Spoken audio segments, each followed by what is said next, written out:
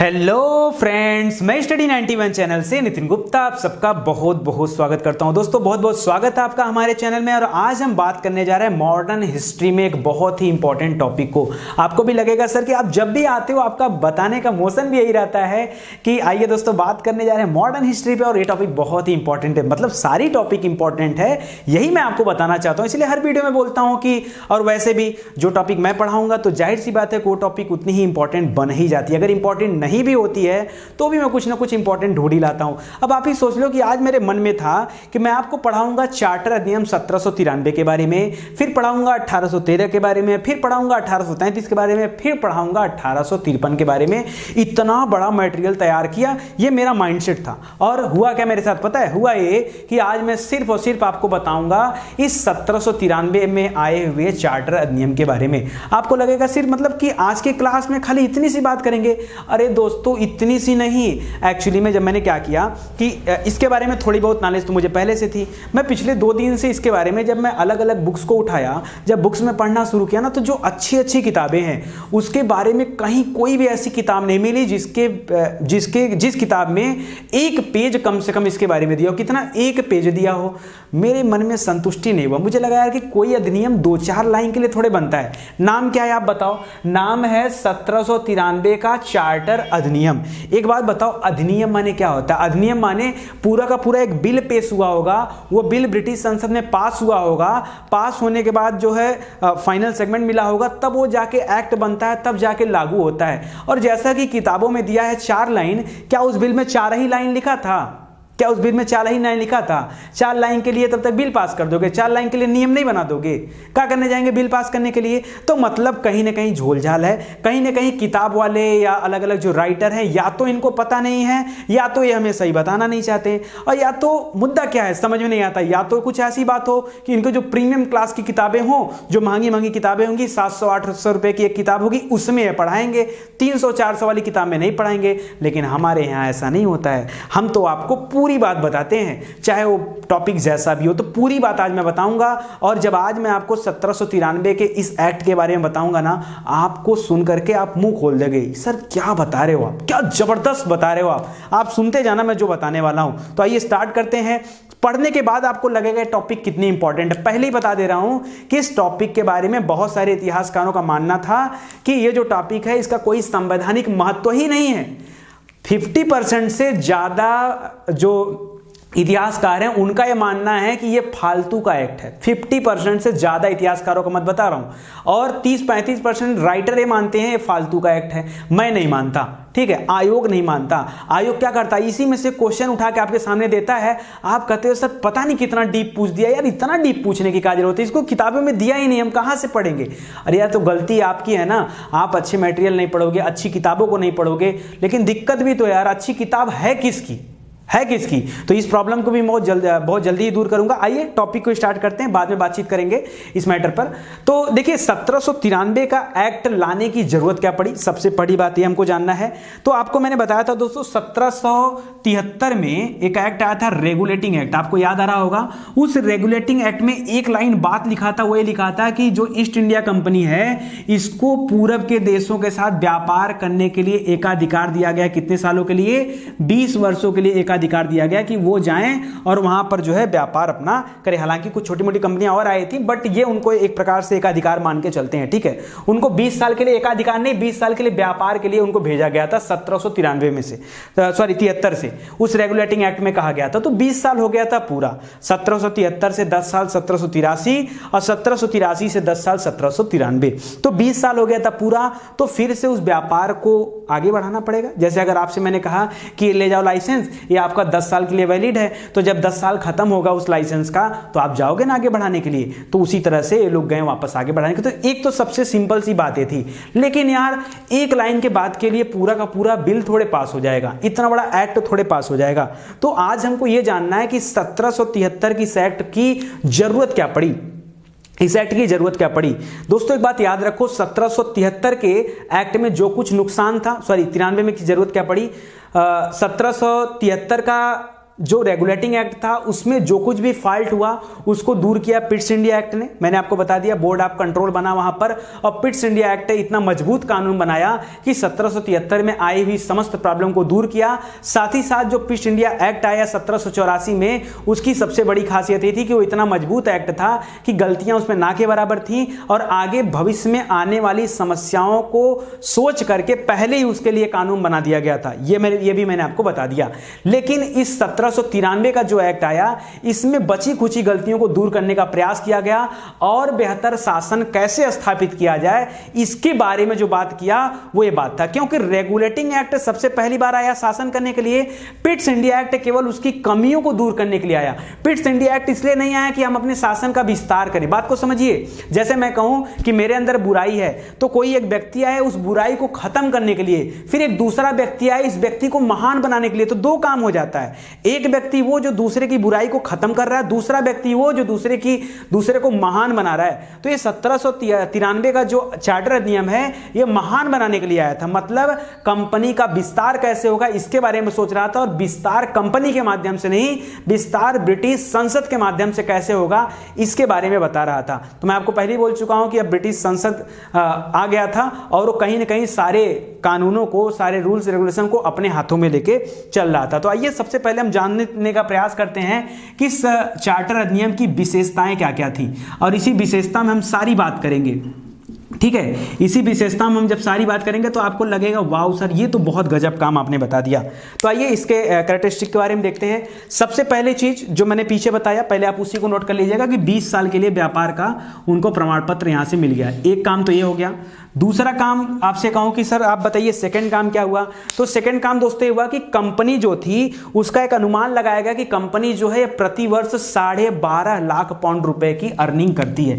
मैंने क्या बोला, ध्यान से सुनिए। यह कहा गया कि जो कंपनी है ये 12.5 लाख रुपए प्रति वर्ष की अर्निंग करती है। ठीक है, अर्न करती है, ठीक है, यानी कमाती है। इस 12.5 लाख में कहा गया कि चलो कम से कम 5 लाख रुपया क्या कर देना, जो ब्रिटिश संसद से उधार लिया गया था, याद है को जो उधार लिया गया था उस उधार को इंटरेस्ट चुकाने के लिए रख दिया जाएगा। 5 लाख रुपया, मतलब 5 लाख क्या, सॉरी ये 5 लाख रुपया नहीं, ये 5 लाख पाउंड है, यहां भी 5 लाख पाउंड। ठीक है, तो 5 लाख पाउंड जो 14 लाख पाउंड का उधार लिए थे उसका उधार चुकाना पड़ेगा ना, तो उसके इंटरेस्ट को चुकाने के लिए रख दिया गया यहां पर। और बाकी का 5 लाख पाउंड ये कहा गया, ठीक है, कि बाकी का जो 5 लाख पाउंड है ये शेयर होल्डर्स यानी जो स्वामी हैं उनके बीच में डिविडेंड के रूप में बांट दिया जाएगा। डिविडेंड माने लाभांश के रूप में बांट दिया जाएगा। और जिस लाभांश को पिट्स इंडिया एक्ट में कहा गया कि ये 6% मैक्सिमम हो सकता है, क्योंकि रेगुलेटिंग एक्ट के बाद कंडीशन बहुत खराब हो गई थी, 6 से 10, ठीक है, सॉरी 8 से 10 और 10 के बाद सीधे कहां पहुंच गया था 12। इससे कंपनी को बहुत घाटा हुआ था। तो 1770 में जो अकाल पड़ा था उससे लोगों ने पूरा किया था जाके, तो बहुत नुकसान हुआ था। तो इसलिए वहां पर पिट्स इंडिया एक्ट जो है वो कहा 6%, लेकिन फिर से वही नौटंकी चालू हो गई। यहां पे डिविडेंड रेट को फिर से बढ़ा दिया गया और 8 से 10% कर दिया गया। डिविडेंड रेट को फिर से बढ़ाकर कितना कर दिया गया, 8 से 10 कर दिया गया, यानी कहीं ना कहीं लोगों को ज्यादा अपने तरफ आकर्षित करने के लिए प्लान बना। तो देखिए दो बात, एक तो ये था, दूसरा बात ये था। आप कहोगे सर अभी भी बहुत ज्यादा इंपॉर्टेंट नहीं लग रहा, अरे गिनते चलो, अंगुली पे गिनो, आपको अंगुली पे गिनाता हूं। चलो अगला काम देखो, एक और सबसे खतरनाक नियम आया। वो नियम यह है कि जो बोर्ड ऑफ कंट्रोल की नियुक्ति हुई थी, किसके तहत, पिट्स इंडिया के तहत, बोर्ड ऑफ कंट्रोल के जितने लोग थे प्लस उसके अलावा यानी उन सदस्यों के अलावा और भी जो कर्मचारी थे, कहा गया कि इनके हिस्से का वेतन भारत की संचित निधि से दिया जाएगा। क्या बात करते हो सर, मतलब कि नियुक्त करेगा ब्रिटेन का सम्राट, पे करेंगे भारत की संचित कोष से। हाँ यार, आपसे एग्जाम में पूछता है कि किस अधिनियम के द्वारा यह व्यवस्था लागू किया गया, तो याद रखिए चार्टर अधिनियम 1793 के द्वारा यह लागू किया गया। ठीक है, इन दोनों को मिटा दूं, ठीक है, मिटाते जाऊंगा और अगला बताते जाऊंगा, तो खाली अब नोट करते जाओ, आपको खुद ही एहसास हो जाएगा। अच्छा, मैं तब तक आज ये पढ़ाऊंगा चैप्टर, ये तब तक आज चार्टर अधिनियम पढ़ाऊंगा जब तक आप ये नहीं कह देते सर बस करो, मान गया ये बहुत इंपॉर्टेंट अधिनियम, जब तक आप अपने मुंह से बोल नहीं देते तब तक मैं आपको ये अधिनियम पढ़ाने वाला हूं। पढ़ते चलो, कसम से आज छोड़ूंगा नहीं आपको। तो यहां पे मैं क्या बता रहा हूं कि जो भी बोर्ड ऑफ कंट्रोल थे प्लस इसके अलावा जो भी कर्मचारी थे, इनके जो वेतन की व्यवस्था की गई, ये कहां से की गई, तो ये कहा गया है भारत के संचित निधि से दिया जाएगा। ठीक है, भारत के संचित निधि से दिया जाएगा। ये तो यार बहुत गलत बात हुई, इनकी नियुक्ति कर रहा है इंग्लैंड का सम्राट और जो वेतन दिया जाएगा वो भारत की संचित निधि से जाएगा। जी हाँ दोस्तों, ये क्वेश्चन आता है और ये व्यवस्था यहां से लागू होता है और चलता है 1919 तक। जब तक कि प्रांतों में द्वैत शासन नहीं लग गया तब तक ये व्यवस्था चलती रही और भारत के संचित निधि से इन लोगों को वेतन दिया जाता रहा। 3 बात हो गया। आपने कहा सर अभी भी उतना खास नहीं दिख रहा, चलो चौथी बात मैं आपको बताता हूं और दमदार बात बताता हूं। चौथी बात यह है दोस्तों कि जो गवर्नर जनरल था, गवर्नर जनरल के अलावा हर प्रांत का एक गवर्नर जनरल बनाया गया। क्या मैंने बोला कि जो गवर्नर जनरल था उसके अलावा अलग अलग जो प्रांत थे, जैसे बंबई प्रांत हो गया, मद्रास प्रांत हो गया, तो इसके लिए भी गवर्नर जनरल बनाए गए। ठीक है, तो प्रांतों के लिए गवर्नर जनरल की नियुक्ति हुई। ठीक है, इनके लिए भी गवर्नरों को लगाया गया। एक मेन गवर्नर जनरल था जिसके अंडर में बाकी सभी गवर्नर काम करते थे। अच्छा, इसमें कहा गया कि गवर्नर के साथ एक सदस्य भी बनेगा। एक सदस्य नहीं, गवर्नर के साथ कुल 3 सदस्य होंगे। क्या कहा गया? इस गवर्नर के साथ कुल 3 सदस्य होंगे जो इनके कार्य में हेल्प करेंगे और इसी को कहा गया परिषद, गवर्नर जनरल परिषद, यानी ये जो काउंसिल है। बात आती है कि ये जो सदस्य हैं किसको नियुक्त किया जाएगा। जैसे इनकी नियुक्ति तो चलो इंग्लैंड से आएगी, ठीक है, वो तो समझ में आता है, लेकिन इनकी नियुक्ति कौन करेगा? जो 3 सदस्य अलग से हैं इनकी नियुक्ति कौन करेगा? तो इसके लिए कहा गया कि ऐसे कर्मचारी जिनकी नियुक्ति कंपनी में हो और कम से कम 12 वर्षों तक काम किए हो। कितना? कम से कम 12 वर्षों तक काम किए हो, केवल वही व्यक्ति यहां पर सदस्य बन सकते हैं, बाकी कोई व्यक्ति सदस्य नहीं बन सकता है। यह नियम बनाया गया। बात समझ में आ रहा है? यानी प्रांतों के लिए गवर्नर बैठाना का काम कहां किया गया? इस 1793 एक्ट के माध्यम से आया हुआ है। इतनी बात समझ में आया? चलो ये 4 बातें हो गई। 5वीं बात पहले चलिए सर और इंपॉर्टेंट बताइए। बताता हूं मेरे भाई, घबराओ मत, बताता ही रहूंगा आज मैं, एकदम टेंशन मत लो। 2-2, 3-3 बात करके बताता चल रहा हूं। चलो ये 4 बातें हो गई। इसके बाद अगर मैं 5वां बात कही तो सबसे इंपॉर्टेंट काम है कि गवर्नर जनरल का जो पावर था वो पावर यहां पर बढ़ा दिया गया। और एक चीज कहा गया, जो बीओसी था दोस्तों, बोर्ड ऑफ कंट्रोल था, वो कहीं ना कहीं इसके निर्णयों को रद्द कर सकता था। तो कहा गया नहीं, अब आप गवर्नर जनरल के निर्णय को रद्द नहीं कर सकते। मतलब थोड़ा सा अधिकार यहां बढ़ाया गया। गवर्नर जनरल को मैं जीजे लिख दूं, कोई दिक्कत? जीजे, जी फॉर गवर्नर जनरल, ठीक है, जीजे। तो जीजे के पावर में क्या किया गया? वृद्धि की गई, इनका पावर बढ़ गया। कैसे?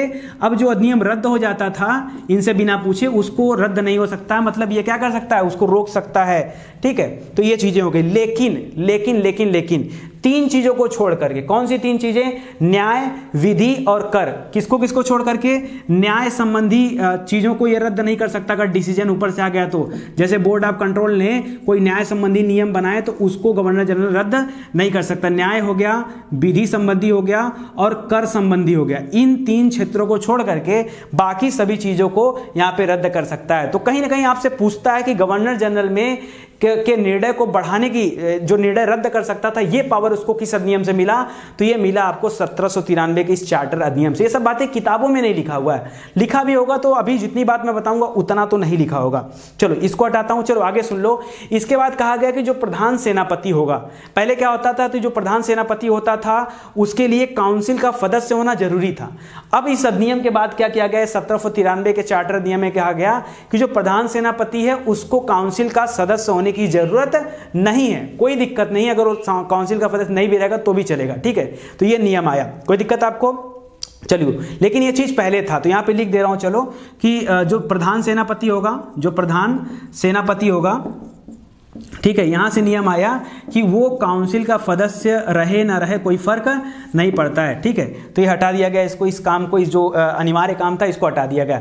इसके अलावा क्या हुआ सर? और भी काम हुआ कि जो परिषद था गवर्नर जनरल का, जो काउंसिल थी, इस गवर्नर जनरल काउंसिल की जो प्रांतीय सरकार थी इसके अंडर में, जैसे मान लो बंगाल का मेन गवर्नर जनरल है, उसके अंडर में जो बंबई का है, मद्रास का है, या और भी चलो मध्य प्रांत हो गया, संयुक्त प्रांत हो गया, उत्तर प्रदेश वाला, अगर ये सब है तो इन सभी में जो सैनिक व्यवस्था होगी, जो असैनिक व्यवस्था होगी, जो शासन प्रबंध होगा, जो राजस्व होगा, और इसके अलावा जितने भी भारतीय राज्य हैं या जो भी रियासत हैं उनके साथ कोई युद्ध करना हो गया, कोई समझौता करना हो गया, कोई संधि करना हो गया, इस मामले में गवर्नर जनरल परिषद क्या करेगा? नियंत्रण भी कर सकेगा और कंट्रोल भी कर सकेगा, डायरेक्शन भी दे सकेगा। मतलब कि क्या किया गया, गवर्नर जनरल की जो अपनी खुद की परिषद है, ये छोटी वाली परिषद जो मैं अभी बनाया था कि वो जो 3 सदस्य रहेंगे, ठीक है, वो प्लस जीजे, ये सब मिल करके, और इसके अलावा जो प्रांतों के गवर्नर जनरल होंगे, गवर्नर होंगे, ये सभी मिल करके क्या कर सकते हैं, ये सब काम कर सकते हैं। कौन कौन से, मैंने कहा भैया सैनिक काम, कोई भी असैनिक काम, कोई भी शासन प्रबंध, सुनते जाइए, कोई भी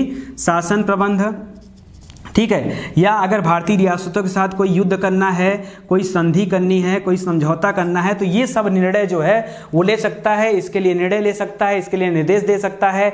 यहाँ पे राजस्व भी शामिल कर लीजिएगा, राजस्व हो गया, कर हो गया, ठीक है, बात देखिए, ठीक है, तो ये सारा चीज लेके चलेगा, ये सब काम भी वो कर सकता था। तो कितनी बातें हो गई, मिला के 5-6 बातें हो गई, भागिए मत, 5-6 बातें होगी। और आगे चलिए, और आगे चलिए, अभी और आपको पढ़ाता हूँ।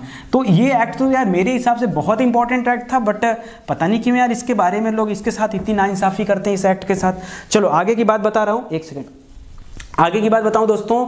तो आगे की बात है कि एक चीज और कहा गया, एक बहुत खतरनाक नियम बना जो हमारे देश में भी लागू होना चाहिए। क्या बना कि गवर्नर जनरल हो, बंगाल का गवर्नर जनरल हो जो हेड है, या प्रांतों का जो गवर्नर हो, या जो प्रधान सेनापति हो, या कंपनी का जो उच्च अधिकारी हो, या सर्वोच्च न्यायालय का कोई अधिकारी हो, इन लोगों को अगर इनके पद पे नियुक्त किया गया है तो ये लोग जब तक पद पे रहेंगे ये भारत से बाहर नहीं जा सकते।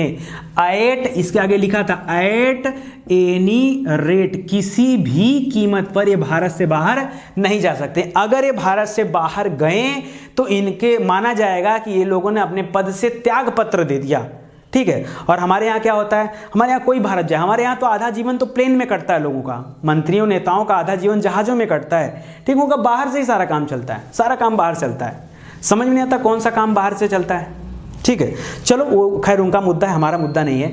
एक तो ये चीज रहेगा जो बढ़िया चीज था, तो इनको कहा गया कि कोई भी बाहर नहीं जाएगा। कौन कौन, एक बार फिर से मैं बता दे रहा हूं, कोई भी गवर्नर जनरल हो गया, या प्रांतों का कोई गवर्नर हो गया, या जो सेनापति हो गया वही है, ठीक है, या इसके अलावा कोई भी उच्च अधिकारी, कोई भी उच्च अधिकारी बाहर नहीं जा सकता, भारत से बाहर नहीं जा सकता। कब तक, जब तक वो भारत में उस पद पर नियुक्त किया गया तब तक। अगर गया तो इस्तीफा मान लिया जाएगा, तो त्यागपत्र मान लिया जाएगा।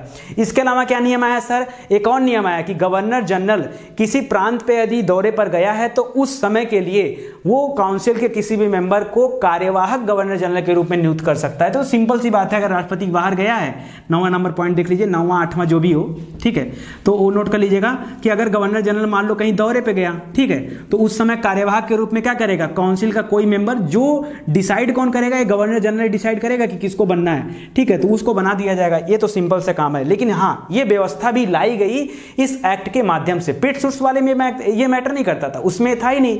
इसके अलावा कहा गया कि जो कलकत्ता का सुप्रीम कोर्ट है वो उसके पास उसने क्या किया कि जो नौसेना थी उसके क्षेत्राधिकार को बढ़ा दिया और कहा कि आप कलकत्ता के जो छोटे मोटे द्वीप अभी तक यहाँ आप नौसेना को लगाए हुए थे, अब खुले समुद्र तक आप जा सकते हैं। मतलब खुले समुद्र तक, जो बंगाल की खाड़ी है, जाइए आप जहां तक भी चाहें वहां तक आप व्यापार के कार्य कर सकते हैं। तो ये अधिकार भी सुप्रीम कोर्ट ने दे दिया, ठीक है। सुप्रीम कोर्ट ने नौसेना को यह अधिकार भी दे दिया कि आप खुले समुद्र में जाकर के जहां चाहे वहां तक, खुले समुद्र में जाकर के जहां चाहे वहां तक आप व्यापार कर सकते हो, आप व्यापार कर सकते हो। दोस्तों हम लोग नोट्स बना के पढ़ेंगे, घबराइए मत, आप खाली लेक्चर सुनने पे ध्यान फोकस करें कि मैं क्या क्या बातें बता रहा हूं। चलिए, इसके अलावा का अच्छा एक चीज आपको याद होगा, रेगुलेटिंग एक्ट में, पिट्स इंडिया एक्ट में स्पेशली कहा गया था कि कोई भी किसी भी तरह की लड़ाई नहीं करेगा, क्योंकि लड़ाई जो उन लोगों के मान प्रतिष्ठा के खिलाफ थी।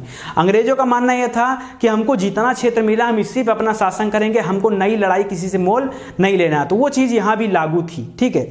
इसके अलावा कहा गया दोस्तों कि बोर्ड ऑफ कंट्रोल के जो सदस्य हैं वो प्रीवी काउंसिल के सदस्य हों, ये बात अनिवार्य नहीं है। प्रीवी काउंसिल मतलब सीधा एक लाइन की बात बताऊं कि वो सम्राट का जो परिषद होता था, सम्राट का परिषद, उसको प्रीवी काउंसिल बोलते थे, ठीक है, वहां पर ब्रिटेन में, तो उसका सदस्य हो ना हो ये कोई दिक्कत नहीं करता, ठीक है। वो तो सम्राट जिसको चाहे उसको डिसाइड करके बना सकता है।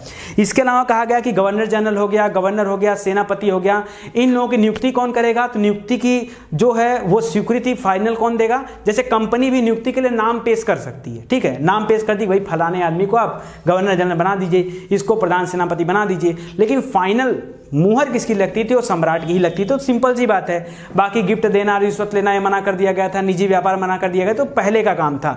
इसके अलावा एक ज्येष्ठता का सिद्धांत आया, ये भी याद रखिए, इसको पॉइंट को नोट करिएगा, ज्येष्ठता का सिद्धांत। इसमें क्या था किसी भी पद पर अगर कोई भी व्यक्ति है, ठीक है, और अचानक से उसकी तबीयत खराब हो जाती है, उसकी मृत्यु हो जाती है या उस पद से वो त्यागपत्र दे देता है, तो ऐसे में जो वहाँ का वरिष्ठ व्यक्ति होगा उसको उस पद पर बिठा दिया जाएगा कुछ समय के लिए, ठीक है, कुछ समय के लिए, जब तक कि कोई नया व्यक्ति नियुक्त होके आ न जाए। ये भी किया गया। एक और अच्छा काम याद आ गया दोस्तों कि शराब को जो था, ये मादक पदार्थ था, इसलिए शराब के लिए लाइसेंस को मस्ट कर दिया गया कि बिना लाइसेंस के आप शराब को नहीं बेच सकते। तो लाइसेंस मस्ट कर दिया गया 1793 के चार्टर अधिनियम से। अभी पेट नहीं भरा क्या यार, और सुनोगे क्या, सुनो यार। इसके बाद कहा गया कि जो भी असैनिक कर्मचारी हैं इनके प्रमोशन संबंधी बहुत सारे नियम बने।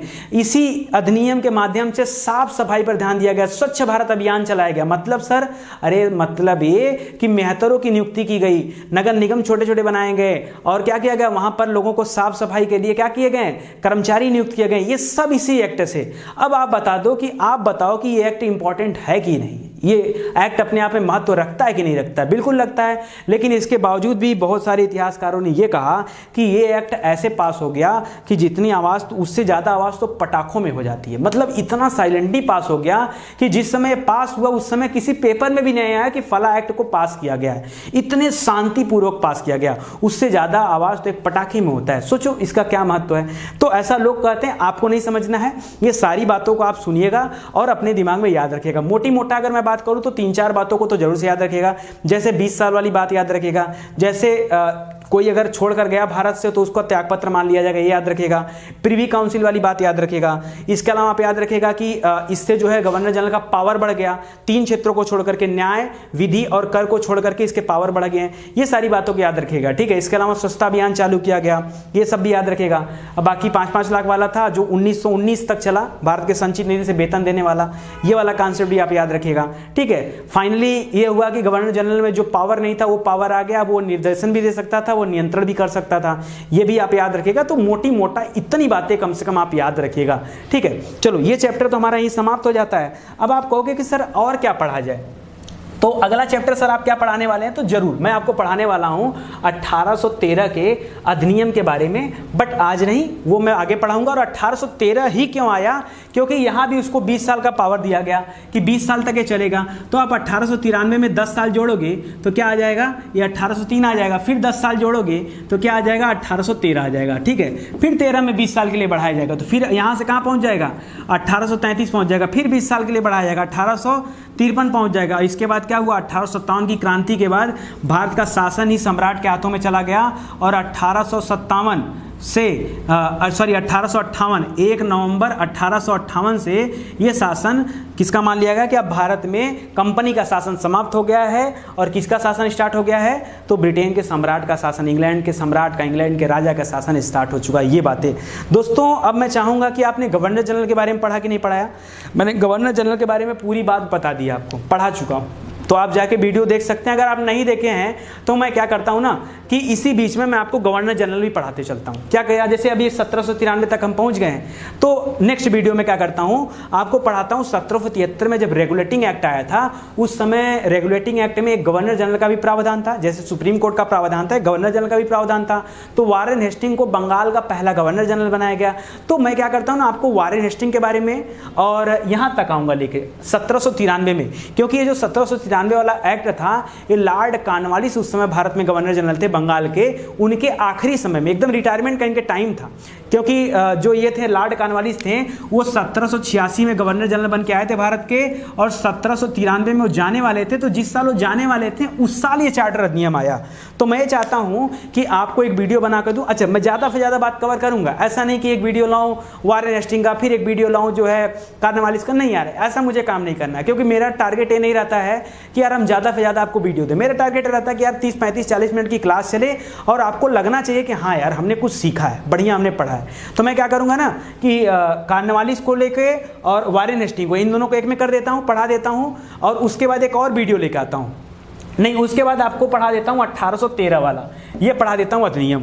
1813 पढ़ाने के बाद फिर मैं करूंगा, फिर से आपको गवर्नर जनरल दे दूंगा, जो कि 1793 से लेकर 1813 के बीच में जितने लोग भी आए उन लोगों के बारे में पढ़ा दूंगा। तो ऐसे करते करते जब हम लोग 1858 तक पहुंचेंगे ना, तो लॉर्ड डलहौजी और कैनिंग तक खत्म कर लेंगे पढ़ के। ठीक है, लॉर्ड डलहौजी कैनिंग तक पढ़ के खत्म कर लेंगे तो 6-7 वीडियो इसका लाइन से चलेगा। इसके बाद हम लोग सीधा पहुंच जाएंगे पुनर्जागरण काल पे, अब बढ़िया से फिर पढ़ा जाएगा राजा राम मोहन राय कौन थे, सबके बारे में, दयानंद सरस्वती कौन थे, एम जी रानडे कौन थे, दादा भाई नौरोजी कौन थे, एक एक के बारे में फुल डिटेल, वो मेरी सिंगल क्लास होगी। ठीक है, एक क्लास लूंगा पूरा राजा राम मोहन राय के बारे में बढ़िया से आपको बताऊंगा कि हमारे देश की जो धरोहर है, हमारे देश के अच्छे अच्छे लोग हैं, उनके बारे में आपको पता चले। ठीक है, तो ये मैं पढ़ाऊंगा आपको। चलिए, इसी के साथ ये चैप्टर होता है समाप्त, और कोशिश करिएगा कि पूरा देखेगा, अगर कोई भी एडवर्टीजमेंट आता है तो उसको भी देखेगा। और बहुत बहुत धन्यवाद आपका, थैंक यू सो मच।